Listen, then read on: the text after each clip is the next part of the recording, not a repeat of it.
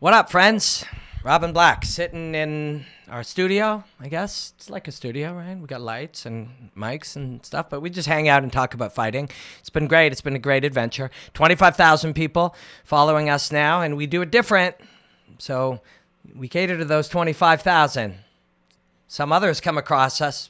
Every 200 that come across 100 like, that guy's weird and goes on a lot. And another 100 might be like, that's my shit right there. So we appreciate you.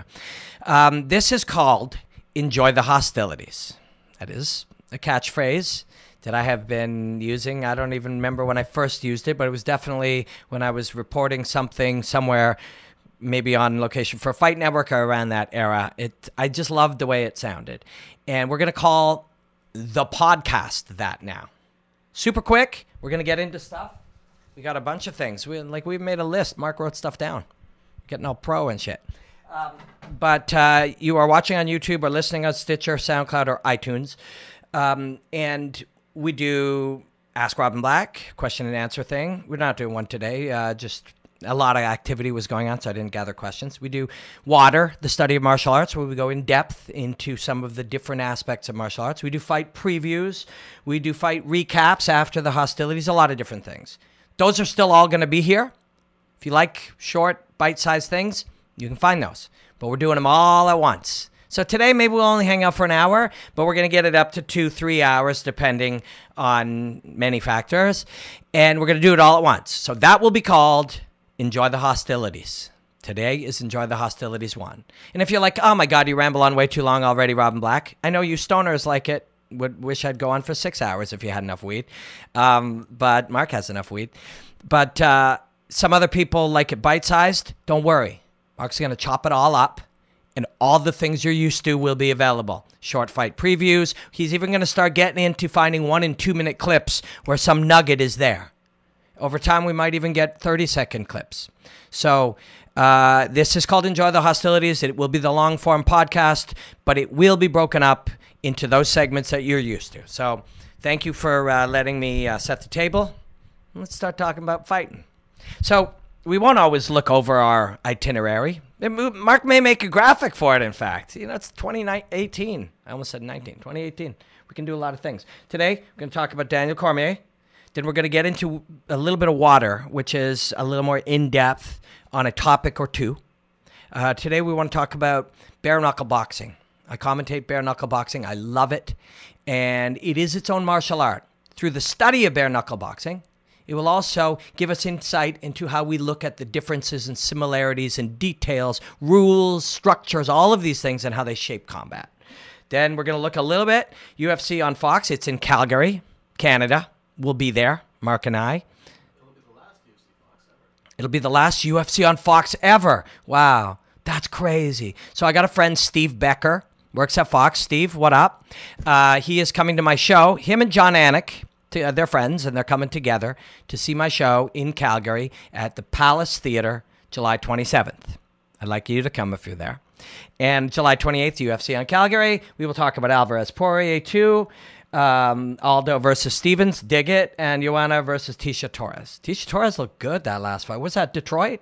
Yeah, she looked good. Really dangerous, really modern too. So let's do some quick recap of Dan Cormier. I'm just going to leave that there. If you see me glancing, that's what I'm doing. Daniel Cormier, UFC 226. Do a little recap. UFC 226 Saturday night. See, I said that because that's where you'll cut it. Right, Mark? I'm going to start thinking in terms of chunks so Mark can chunk it all up. I hate to use the word obviously. I almost used it there, but because even things that seem obvious, they're not. When you say that, sometimes you're disrespecting people who didn't see it that way. We all see things differently. But Daniel Cormier went and became the heavyweight champion of the world when he was already the light heavyweight champion of the world. He did it beautifully. Beautifully. And we'll talk about the detail of how he did it in moments. But first, there's a human element to this. These are humans. We say that all the time. That's just a guy. Just some guy. He's like, Do you know his daughter's name? I've seen it written. I forget it. We met her. He introduced me to his son and his daughter. Man, they were good kids. I met his wife and his family. And you see that guy, and he's somebody's husband. He's 2 kids, a boy and a girl's father. He's people's friend. He's just a guy. He's just a person. He's not better than you. He's better at fighting than you. But and he's pretty damn good at a lot of things. But he was just a guy who worked really hard from the time he was a kid. And all things are possible with hard work. All things are possible with dedication and focus and desire. And I mean, you look at that guy who won it, and I was working at TSN doing something for SportsCenter. We were standing by to do a piece on SportsCenter after. And people in the newsroom, they weren't being rude. They weren't being, body shamey or whatever. They were just joking around that guy was fat. Hey, look, he's fat. And they don't mean in the world. They mean for a elite professional athlete. Well, that fat guy is the champion of the world, heavyweight champion of the world today. Just a regular guy, worked really hard. So the human element, you couldn't help. Not everybody, we're all different, but a lot of us really were happy for that guy. So what happened in that fight? Well, I didn't see him talking about it before, but I've heard many people tell me, and I believe that it's true, is that he was saying before that Stipe kept his hands down as he exited clinches. Again, I didn't see footage of him saying that, but I'm told he said that, and I believe that's what he said. You tell me. Whether he said it or not, that's the action he took. That's what he responded to. Excuse me, I'm just wrecking my own computer down here. That is the response that he took. That's the opening that he was prepared for. So you're dealing with somebody with long reach, much longer than yours. That's 6'8" inches. He's fought guys with more than that. John Jones' reach compared to his reach. So what do? Right? You understand that if I'm the taller man and you're the shorter man, where I can touch you, you cannot touch me. Right? So Stipe or Jones or Gustafsson or anybody with more reach can hit him in places where he cannot hit them. So what do you normally do? You normally slip your head to one side, draw punches, and here's his head, and through whichever direction. Often guys like to slip this way. Punch comes by, you come underneath, and now you're closer. You're closer. You can hit me now. So he needs to get closer. When put quite simply, the guy on the outside, the taller guy, can hit, so you need to get inside of that reach. Done generally or often, especially in striking sports, by moving your head and feet to get closer to land. So that range inside, further out than holding, not as far out as all the way out. Some call it the pocket. There are many names for it. That little range in there can be accessed in a different way. Quite simply, from holding to on the way out, you're in that range again. You pass from holding each other. There was a term I heard somebody use, but anyways, clinch, chest to chest, grappling, no range, call it what you want. You're here. Out here, the long guy can, but as you pass through the range where you have the advantage. The shorter man has the advantage in that inside range. Truthfully, we always hear the longer man, the person with the longer reach, has the advantage from the outside, and we know this to be true. What we often don't hear is that the taller, longer man has the advantage all the way inside as well. When John Jones is holding you here, he has all kinds of leverage advantages by being the taller man. It's only in that inside space, halfway between all the way in and all the way out, that pocket, that's where you land. And again, often you get there by moving your way in, but you can also get there on the way out. And I know I took a long time to explain it, and I explained it in many different ways. And I know that frustrates some people, but I do it because when I learn, hearing it a second time and a third time, and phrased slightly different and drawn and pictured, I understand it differently. And that's why I do that. One of the reasons. And I'm trying to understand it differently myself. Imagine for 25 years, you just watch jabs or talk about jabs. If all you ever say is, you got to establish your jab, whatever you say, establish your jab, fight from the outside. If you've only got 4 or 5 ways to phrase it, you've probably only got 4 or 5 ways to think about it. And as somebody who will study this for 20 and 30 and 40 more years, I need many different ways to speak about it and say it and see it and think it. And that's how you get to a deeper level of understanding. But despite what I just said there, this is a very simple idea.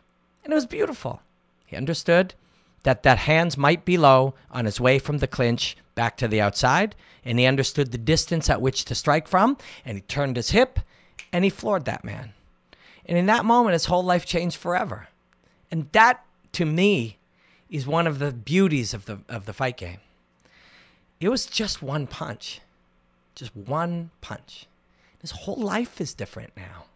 Think of that. That matters when we're watching the fights and we are looking for meaning at times. We're looking for meaning of what they're experiencing and meaning for what they may do after and meaning of where it leads and their life and their career and legacy and injury and all these things.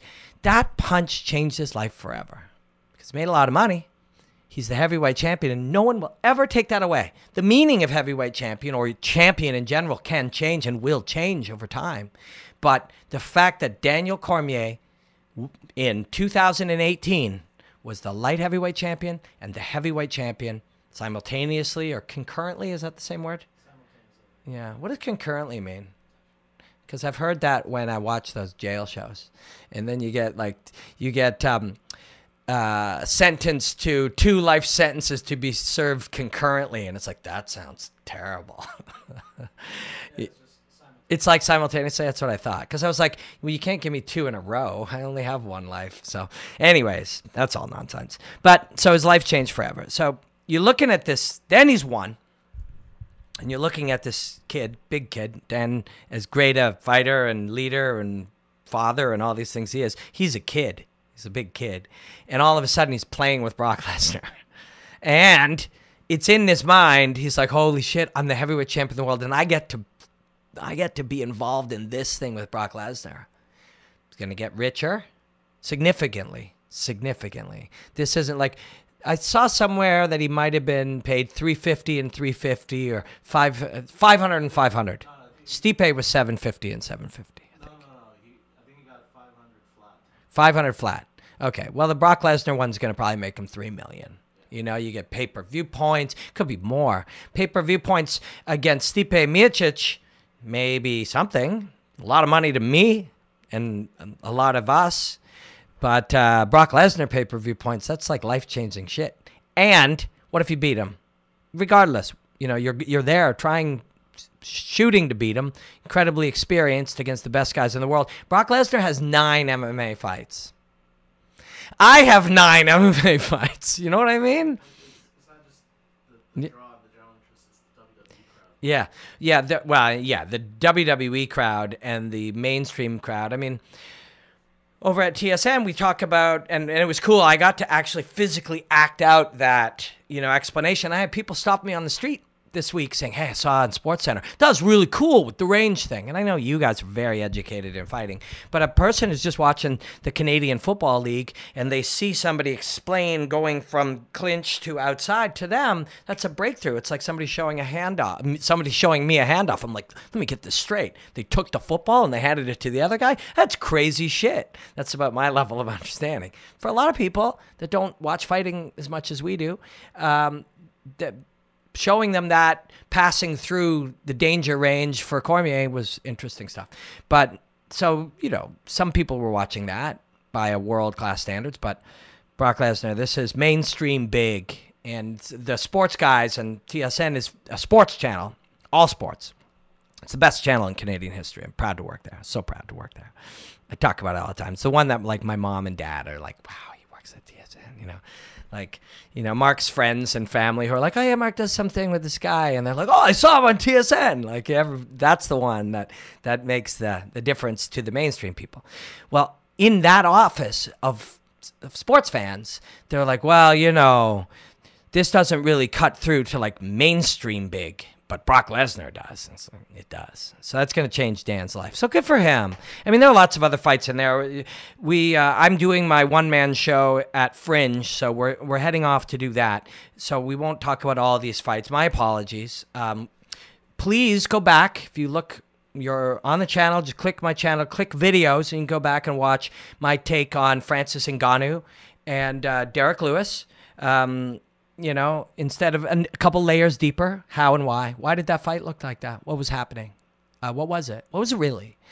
Please check that out if you haven't, and tell us what you think.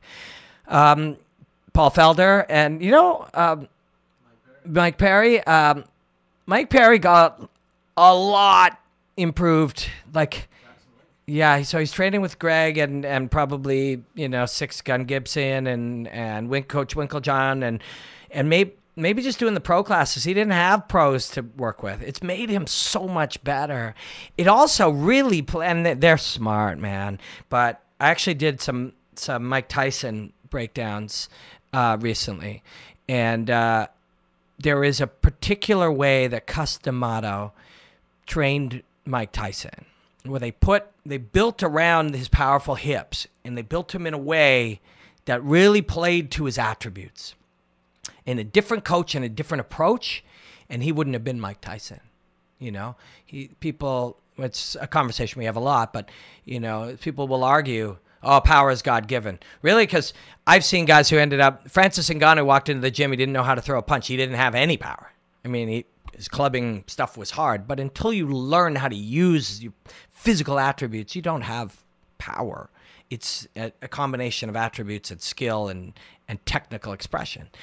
So they built Mike Tyson like that. And in the short time that Mike Perry's been at Jackson Winklejohn, they've built him around those attributes. That lunging left hook, you don't teach that because physically, there are guys there. Actually, I've seen Cub Swanson throw that punch, and he is very hip springy and very loose and relaxed, but not a lot of athletes are going to be able to throw that in that way. And then you need the mental commitment to throw that punch. You need so much, and a lot of it is attribute based. Michael Chandler, Cub Swanson, you need to take great physical attribute fighters and then add the skills or build them together, and that's the best, wind them together. So I was blown away by him. He's just a kid. Mark just said he's 26. He's just a kid. So 3 losses in a row, people start to, think, oh, we got a guy figured out. Maybe that's true. So let's change him. So whatever you have figured out is not what he is. And then Felder showed a lot of guts and heart. Felder is the more skilled overall if we just do skill tests. Who can do things better and smoother and sharper and whatever. That's Paul Felder. Yes, he got injured, and so that he got to show a lot of things he hasn't got to show before. He's very smart, and he's very technically good, and he's tough, but he got to show courage and heart, and most of us cannot do anything with a broken arm. I was going to say fight with a broken arm. We can't do anything. Break your arm and then go get some groceries or something. Not even with the arm, just with your arm like this, and go do anything. You can't, right? These are special humans, and that's why we celebrate this so much. There were other brilliant fights, but, we're not going to talk about the past as much as the future today. There's quite a bit going on, so I apologize if you are checking out Enjoy the Hostilities in podcast or YouTube for the first time. It'll be a little shorter. It's going to be longer in the future, and we will have more topics and ideas to go through. But I do want to touch on water, okay? Water is my long form, or now I guess middle to long form, deep examination of some things about martial arts, a style or an approach or a mindset or a technical thing or different aspects. When Conor McGregor was going to fight Floyd Mayweather, and I approached it like it is possible to win. However that possibility is, it is possible. And I still believe that the impossible is not, there's no such thing as impossible. It's only some amount of barely possible. But once you take the idea that something is possible, because it is, everything is possible, just very slim possibilities often. And you start to explore, well, if it's possible, how do you do it? And then you start to explore, and we spent 6 hours exploring different things, science-based things, ideas of how this could be possible. And in the end, the man lost and got worse as the night went on. But the journey of examining that has forever made me a better thinker. And it also led to this series, because after that, people, smaller-minded folks than you, disruption, black disruption. You know, it's like they were unwilling to think or explore or say what if or how or why or what is possible or what if I believe, what could I learn, you know? There's so much there to explore in these things. And so what I broke through to was realizing after that exploration, that deep study, and a lot of deep study is there. Sometimes there are people who, in particular sciences, dedicate their life to something that after 30 or 40 years gets disproven. And that must be really disheartening. But then they also understand that as part of their contribution to that arm of physics or chemistry or biology or whatever, was to do the hard work to disprove something. And that value helps direct the learning to what you can prove or you can study or you can learn. By disproving things, by dedicating 20, 30, 40 years of your life to one physics or chemistry theorem or whatever, only to find that it was untrue, that is a valuable use of life. It is. And so by exploring these things deeply sometimes, they open up all kinds of other things. It's hard. It's labor intensive. It's exhausting. And sometimes it's unfulfilling. But it takes you places. And so water started when I realized, and I'm not alone on this, and I have these conversations. These are the nerdy conversations you get to have when you're at a fight thing and Faraz is there or Duke Rufus is there or Mark Henry or any of these guys who spend their entire lives, John Danaher, when you get to speak to these guys and you get to nerd out a little bit, everybody sees who is on this level of exploration that there's a decentralization happening in martial arts. Where it used to be, we all said, this is how to do it. You got to be more like George St. Pierre. We got to train this exact way. We've got to get this exact position. This is the correct choice. Always do this, never do this. All of those structures are becoming decentralized. And by exploring the possibilities of one area, it allows you to see it. And so when you see Tony Ferguson, he doesn't look anything like George St. Pierre. Anything. When you see Stephen Thompson, he doesn't look anything like Johnny Hendricks. And that seems normal now.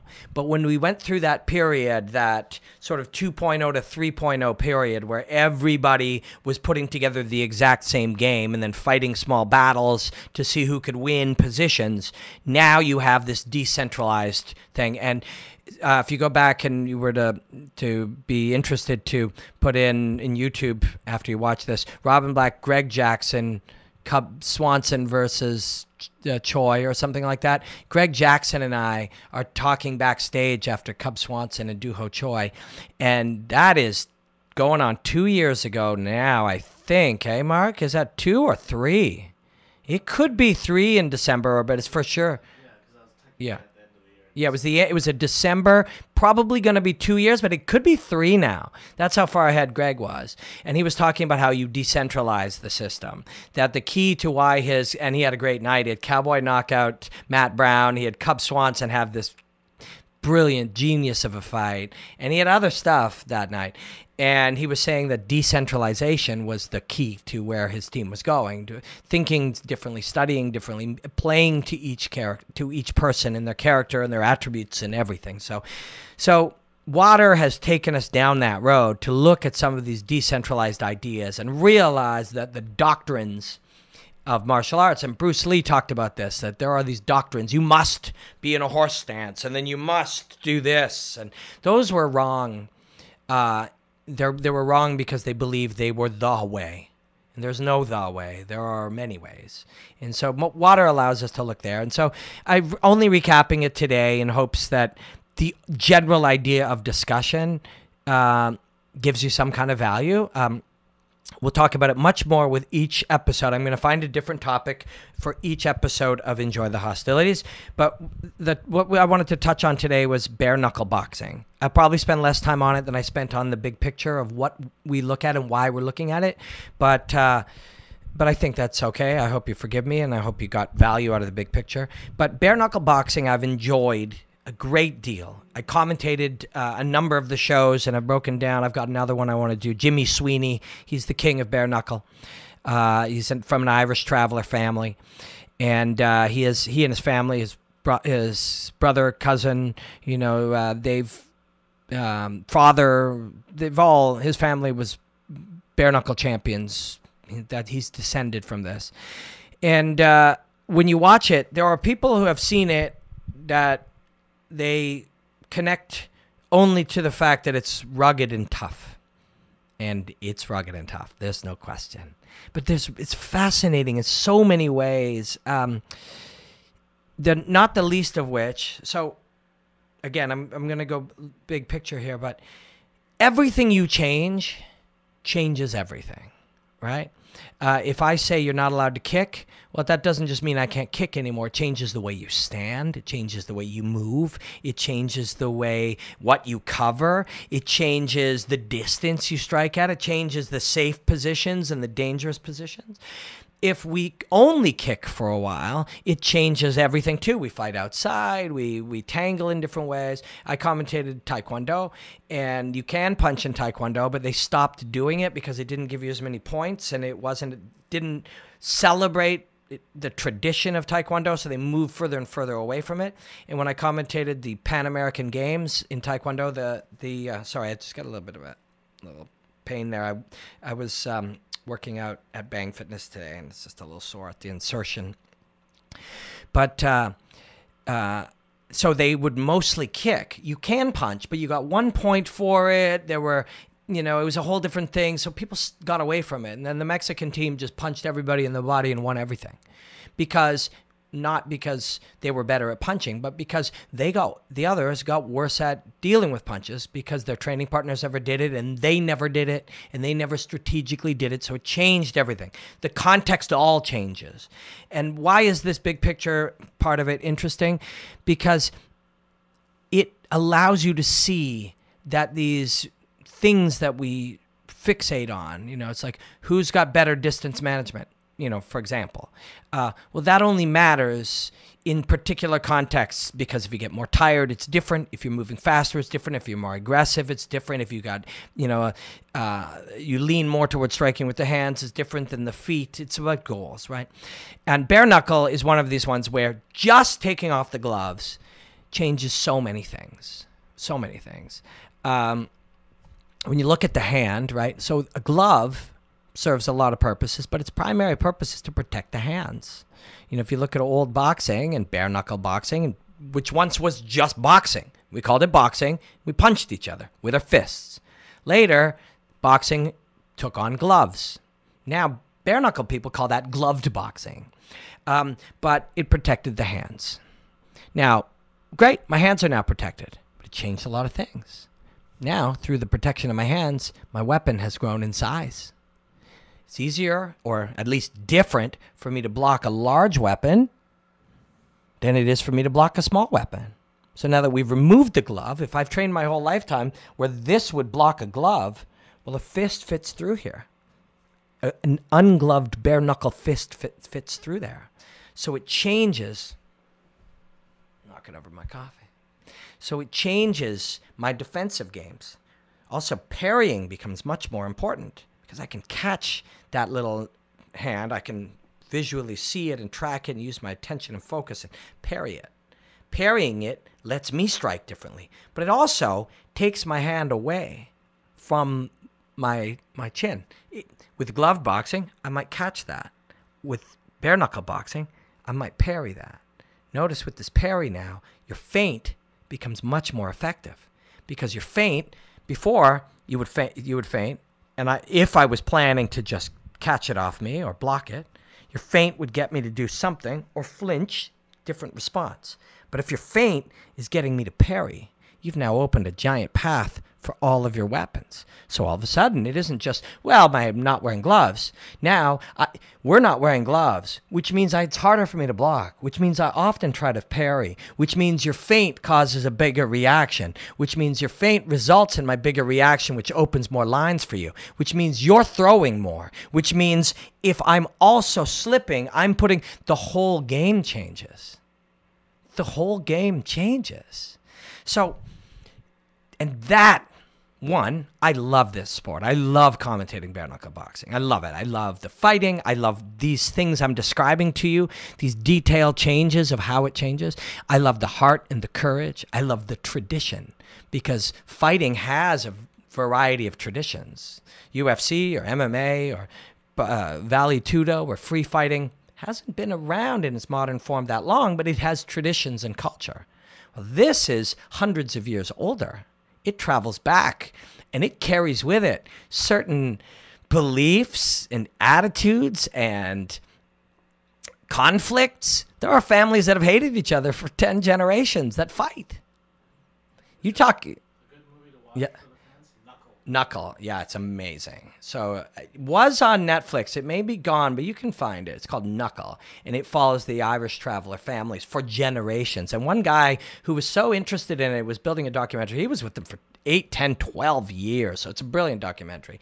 But yeah, you think it, Jake Shields fought a guy, somebody he fought his son on the weekend, and the son knocked him out, I believe, or finished him. I didn't see the fight, but the son of the man he had fought, 15, 20 years ago, the son defeated Jake. That's a cool story, bro. But what if it was like your great-great-grandfather fought this guy for 2.5 hours?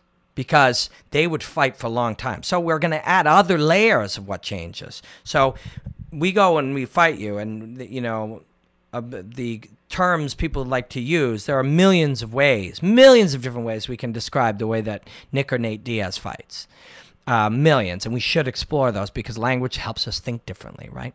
But for the purpose now, he's a volume puncher. That's one people like to say. It's not the only one, so please don't get stuck on that, or it'll lose its meaning to you, and you won't explore the different aspects of what that can mean. But that came from, I believe, Jimmy Smith. May come from any number, but I remember Jimmy Smith talking about that term 10 years ago. Which is why in 10 years, a lot of different sciences and arts, they develop new terminologies. They don't just use the one from a decade earlier. By exploring language, we explore thought. But so let's call Nick Diaz or Nate Diaz a volume puncher. Well, if every time they hit, their hands hurt, their whole game would change. So those old fights that would last 2 hours, sometimes they would just be so sore and so tired that they had to circle around each other, neither one willing to give, and they became these long, endurance sports as well. The greatest fighters in the world in bare knuckle, to me, that do fight in MMA, which is what we discuss most often here, would be the Diaz brothers or Michael Bisping. Michael Bisping would be a pretty great bare knuckle boxer. Yeah, Conor would be, but fatigue is an issue, although he's, he understands that and works to improve it. But Nate or Nick Diaz, they could fight for 2 hours, and they don't hit overly hard. Also, Nick Diaz, so this is a bare knuckle technique as well. Old one, it's been around forever. We're fighting, I'm trying to parry and stuff, and a punch gets through, I take it off the top of my head. Hurts, but it hurts you more. My hand smashing against the bone of the top of your head. Your brain doesn't jar down that way as much as it jars to the side. We'll get some bruises up there, but our neck is trained. We're going to take it. So, but it's going to smash up your hand and wrist. So, and Nick still does this to this day, and Nate too. But I'm picturing Nick doing it now. Nick Diaz takes those shots off the top of his head. It's a beautiful sport. Tradition, culture, attitude. These two guys, this guy got into it with Goran Relic, who is a friend of mine. I'm a big fan of his work. I studied him for a long time. And this guy came from the world of gloved boxing and started pushing Goran, and they kind of got all lit up.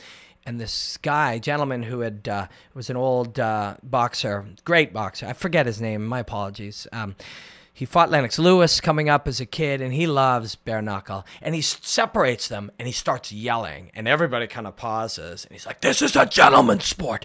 You're gentlemen," and he's fucking freaking out, and the whole room kind of went silent. And he's, "You shake hands right now." So, like little kids. I'm sorry. But that's an aspect to it. These are gentlemen. These are gentlemen in gentlemen's combat with two fists, their skills, their heart, and their guts. And the craziest, and I'm actually, kudos to Jim and the whole team at BKB and any other, there are other bare knuckle organizations. I'm not as informed about them. I don't want to just, try to slag them off because they're not the ones I work at. I'm sure there are some great ones in the world. It's becoming a popular sport, but BKB, where I work, is something very special. So I can speak to.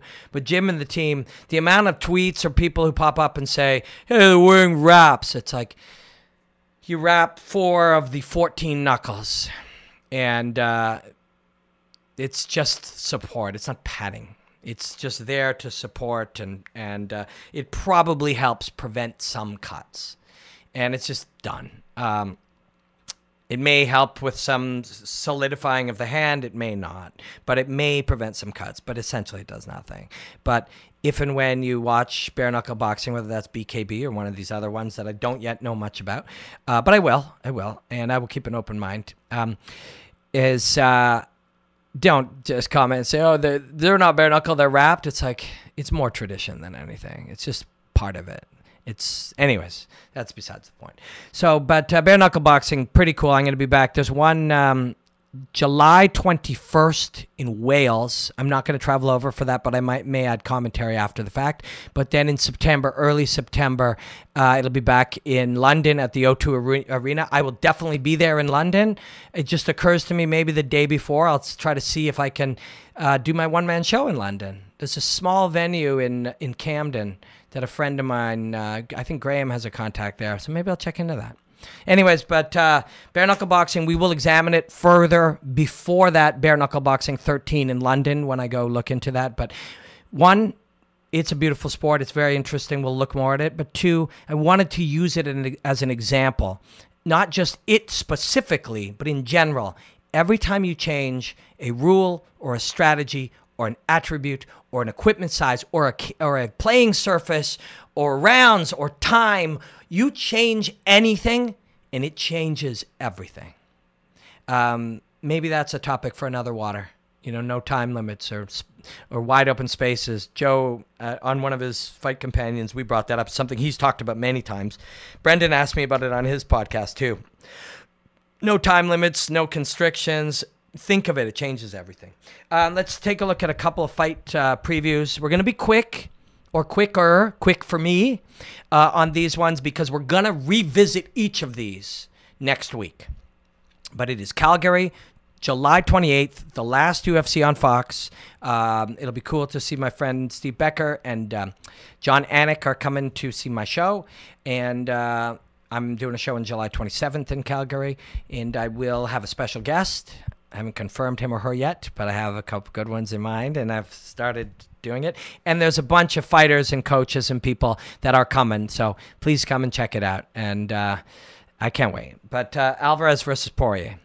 They will not be at my show because they will have just weighed in and they will be eating. Although you never know. Eddie, he's such a veteran. I'll invite him for sure. And Mark Henry, he's such a veteran. I mean, a lot of these guys go out the night before and watch a movie or do something to kind of take their mind off it. So Eddie, you're invited. Your whole team, Mark and whoever's coming with you. Although you got 30 people at some of your fights. So I can't put you all on the list, but I can try to find, 6 or 8 if you want to come. Eddie Alvarez and Dustin Porier. You saw the first fight. How did it end? If you saw it or you've heard about it, there was a controversial illegal shot. I think it was Herb. And Herb, who was there and understands the game on a high level and has fought himself. I don't know if people realize that. Herb's had quite a number of MMA fights. Oh, shit, I'm out of coffee. Herb felt that it was not intentional. And Eddie was like, I was just trying to find my way through the fight. And I really like the way he put that.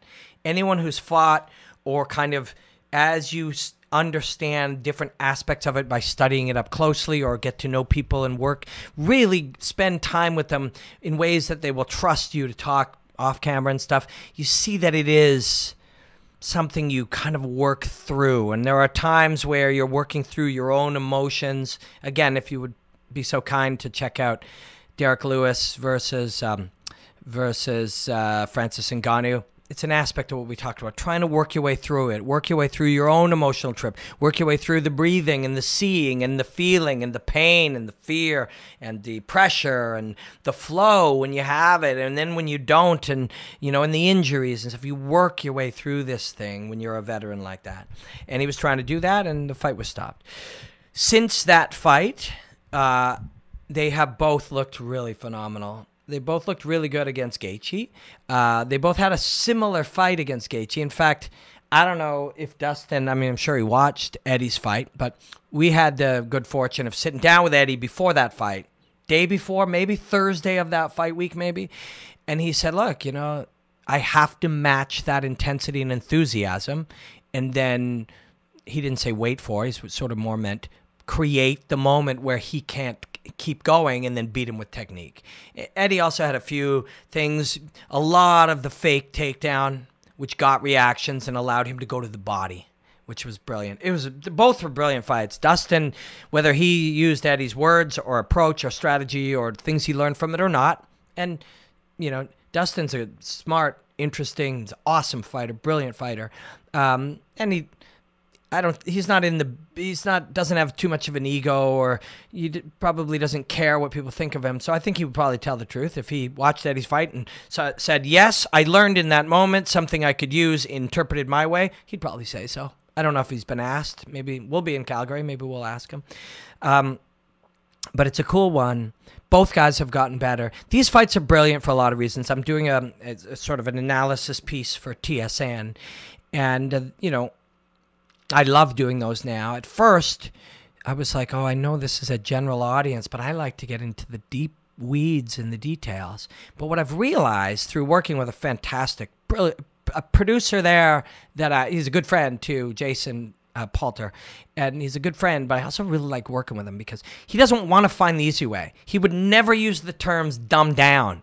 What he's hoping is that you can get to the high level of stuff, and through work that we do all together with the editor and the words and the approach, is find the way to take something complex and make it seem simple. Make it seem like you've heard it a million times. Make it seem like it doesn't require some previous knowledge to get. And that I enjoy. I enjoy that challenge. I've really grown to love doing it. And this is one of those ones. And so we look at it and it's like, well, what do we do in this one? Sometimes we do these, we break these down from the point of view of this punch versus this kick, or this is how you block that thing. But fights like these are very visceral, and they're very much about, you know, your mental state, and they're very much about the mode that you're in, and they're very much about understanding yourself and overcoming things. But they can also be about making him do all of that while you stay calm and just stick to a technically proficient game plan. How this one will go, it's really anybody's guess. They both are very, I mean, They can fight with emotion, but they become really good at being less emotional over the last number of years. They've become very good at just expressing the moments, you know. So I think that's how this one will start out. But they'll both be asked to dig to that emotional state, to that Sap Alvarez 10-10 level state, and I think they can both do it. So, you know, it really is going to come down to, it doesn't matter how you want to break it down. It doesn't matter if you want to talk about leg kicks here versus big power there, the wrestling of Eddie Alvarez versus, you know, Dustin will threaten very big things. In the end, it's going to come down to who's best on the night. And other than that Conor fight, which made Eddie better every day, on most nights he's the best guy in the room. Oh yeah, but wait. So is Dustin Porier in almost every fight of his, except maybe the Conor one as well. So, I mean, fuck, man, I can't believe we're going to be there. It's going to be good. We'll dig deeper into it. We'll dig deeper into it with some more specific, you know, details about it. And I'm going to watch some of their last few fights. Watching earlier fights sometimes will give you certain bits of information, but these fighters change so much. We got to look back and see, you know, will Eddie if you're Eddie Alvarez and his guys, you want to switch between striking and grappling, kind of like how Cormier did, and find the holes if they're there. And if you're Poirier's guys, you know, it's like, man, that jab and that low kick from that southpaw stance, we can work that. The jab to the inside with the foot inside, and the low kick from the outside, and low kick to the inside of the leg, and we can just work those weapons. And when he pushes deeper in, give him the left hand. I mean, we can simplify it and try to do that against the wily veteran. But we'll see. We'll dig a lot deeper. 2 quick thoughts now. We're going to take a look at Aldo versus Stevens. We can talk about Aldo's right hand, Aldo's low kicks. Aldo, the pressure fighter, who became a push-pull fighter when he fought Frankie, and it made him better forever. And we can talk about Stevens, how when he's free, that one fight against Dennis Bermudez, where he was like, let's stop thinking and start doing. You know, both of those two at their best is going to be a lot of fun. But I think the conversation of this one isn't necessarily about all those things. It's about age, and it's about miles. That's a term we want to use. It's about wear and tear. It's about the body holding up. It's about how you change as you get older, you know. I have a friend, Chris. He just won a national title in Masters Division in purple belt jiu-jitsu. And we were talking about he's going to the Worlds in Vegas, and he said, Chris Bell is his name. And sometimes I train up at Balance MMA. I can only get there once or twice a month, but he's been very kind to invite me to come up there. And I haven't been in a couple of months. I've been in Stratford, Ontario, at Stratford BJJ. If you're over there, come. They're a great group of guys there. But Chris is going to the Worlds in purple belt, and he was talking about, you know, he's in the Masters division, he's in his 30s, and he was talking about 21-year-old purple belts and how they're how hungry and driven and ravenous, and they don't understand risk and danger. And this is just jiu-jitsu. Nobody's getting punched. But he was talking about how tough that is, and that's true. What you're supposed, and how difficult that is to deal with. And they have masters divisions in most sports because you're not supposed, and neither one of these guys are both of similar age and similar experience. So I'm just making a point. And this point may be more relevant in fights with a 19-year-old versus a 33-year-old. But it's because you're different as you get older. You're different physically, you know. And what you're hoping to do is, when you can't be as crazy with flying knees and hyper aggressive and smash your way through walls, is get smarter. And if a lot of people are seeing this and they're feeling that Jeremy Stevens is, you know, the way that Robbie Lawler broke through to another level in that part of his career as a super experienced guy. Robbie Lawler's still only like 33, 34. And I think that's true of Jeremy Stevens as well. And I think we're making a physical and sort of age comparison. Let me pull up Jeremy Stevens. Jeremy, is there a Y in it? Stephens. He feels similar, because he's been around for a long, long time, but he's not he's not all that sort of old, and he has kind of hit a new level. He's also trained with Dominic Cruz for a long time, so he started to understand the varieties of the game. Jeremy Stevens is, thank you for your patience, he is age 32. He is age 32. And that guy took his first fight in 2005. So that's 13 years ago. So he was 19 years old. So he's kind of like a little Robbie Lawler. And when Robbie Lawler came back and it was Koscheck and then all the way through to the title, it was like, holy shit. You know, a short break, a little recalibration, a bit of improvement, and then there was that last run. That's how they feel about Stevens. And then Aldo feels like, you know, and he's only young too. Same thing, has been around for a while, that they've peaked at different points, you know. So that, we don't know. We don't know. We will see. I'm going to talk to a friend of mine who's a doctor about the body, a doctor and a physiologist, about the body and rest and recovery, and he's a big MMA guy, and we're going to look at these two, and I'm going to ask him for insight into what may be different as to what they put their body through. So instead of just saying the things that we often say, it's like, oh, he's got a lot of miles on him, can his body hold up? Well, I mean, I just said that. I can say that. Nothing wrong with that. But maybe, an expert with 30 years of medical experience who's a combat sportsman, maybe he can give me deeper insight. So I'll try to bring that to the table when we take a deeper look at Aldo versus Stephens. Joanna Jedrzejczyk versus Tecia Torres. Let's just leave this as a couple-minute teaser here. And we're just going to set the table. Again, we're going to take a look back. I'm going to take a look back at Joanna's 2 losses against Rose, but also when she's been dominant, and then really look at Tecia's last couple of fights. Tecia has fought like that, well-rounded mixed martial artist of, 2012, 2013, where you put the whole thing together, you win every little battle, you win every little position, you know what the right and the wrong is. We're watching in real time as the old evolution of how MMA evolved happens again, but in things that took 5 years only takes 6 months to change. Joanna was Chuck Liddell. Ronda was Hoist Gracie.